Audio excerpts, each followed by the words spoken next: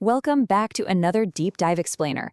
Today, we're jumping straight into the breathtaking origins, the mind-bending architecture, and the surprisingly dark parasitic ecology of Niolantea.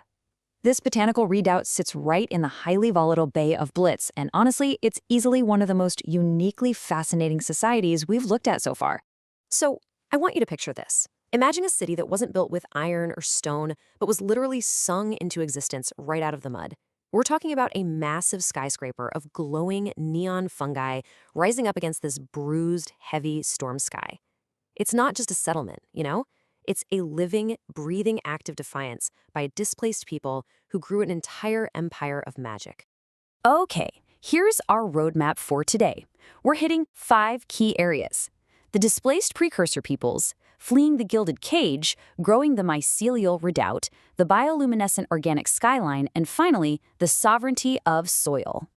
Let's kick things off with Section 1, the displaced precursor peoples. So, tracing their journey on this timeline, you can really see how tragic their uprooting was. Roughly 704 years ago, the Old War violently drove them out of their homes. For decades, they just barely survived as refugee wards at the Scholia Diasporas campus. But eventually, the strict regulations of the Silver Century, specifically the Great Sanitization, pushed them to flee all over again during the Great Land Scramble. Before all that devastation, these folks lived in these gorgeous, tranquil borderlands, sitting right between the northern Green Sea expanse and the southern Lyssum Plains. They shared this incredibly primal culture that was just deeply tied to the chaotic, natural bloom of the earth. But unfortunately, when Tabitha Calestis' Warforged host marched in, the magical fallout forced them to completely abandon those ancestral groves for a warded sanctuary. Moving on to Section 2, fleeing the gilded cage. Now, this comparison really highlights a huge turning point. The Academy had entered its Silver Century, which meant sterile stone and mortar safety, the Great Sanitization, and super rigid bureaucratic rules. But these Fakin, they were suffocating. They desperately craved the untamed, raw elder magic that you can only really find in the heavy monsoons of the Bay of Blitz. As this quote perfectly captures, to peoples whose very souls resonated with the wild, unpredictable magics of the Deep Fae, that heavily monitored campus felt exactly like a gilded cage. They basically refused to be domesticated. Relying on their alma mater forever just wasn't an option, so they packed up and headed right into the Great Land Scramble. That brings us to Section 3, growing the mycelial redoubt. This is where things get absolutely wild.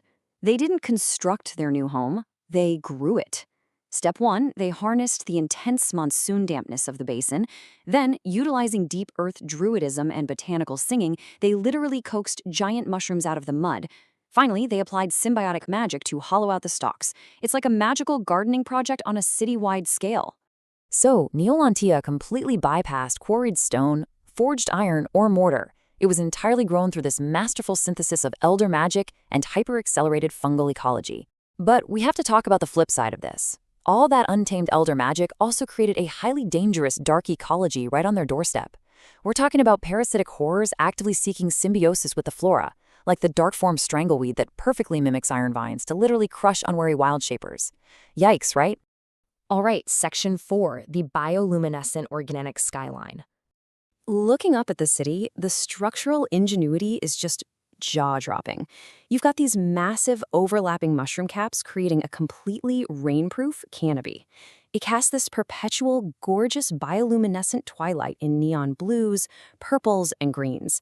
And those hollowed stalks we mentioned, they actually serve as multi-tiered spiraling homes and vast arcane libraries. But the absolute pinnacle here are the colossal spores. These are skyscraper-sized mushroom towers that soar straight into that bruised, rain-swept sky.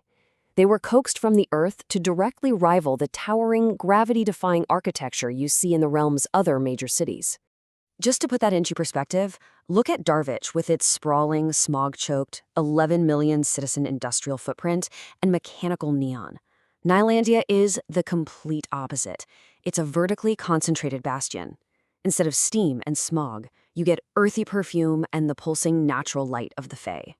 Which leads us nicely into Section 5, the sovereignty of soil.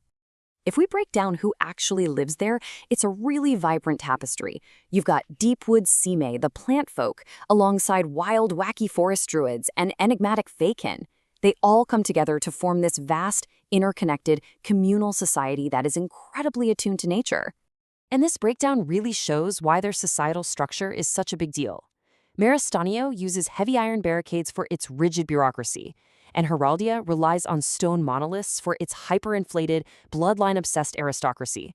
Niolantea, they say no thanks to all of that, opting for organic, flexible growth and a communal, druidic sovereignty of the soil.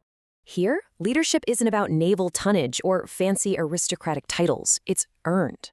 You have to prove your attunement to Elder Earth magic because leaders must literally sustain the city's living fungal architecture. And that power is absolutely crucial to defend against those dark ecology threats we talked about earlier. They have to fend off horrors like the Darkling Spore symbiote, which actually puppeteers dead stalks like heavily armored wooden mech suits, or the terrifying Dark Forme rot blossom that exhales this incapacitating hallucinogenic pink fog of necrotic pollen. It is definitely not a safe neighborhood. So, I'll leave you with this to chew on. As a living, breathing act of defiance, when you picture those glowing neon spores standing against the endless storms and parasitic horrors, do you think this wild, untamed sanctuary can truly outlast the iron machines and stone monoliths of its neighbors? Let me know what you think. Thanks for joining this explainer, and we'll see you in the next one.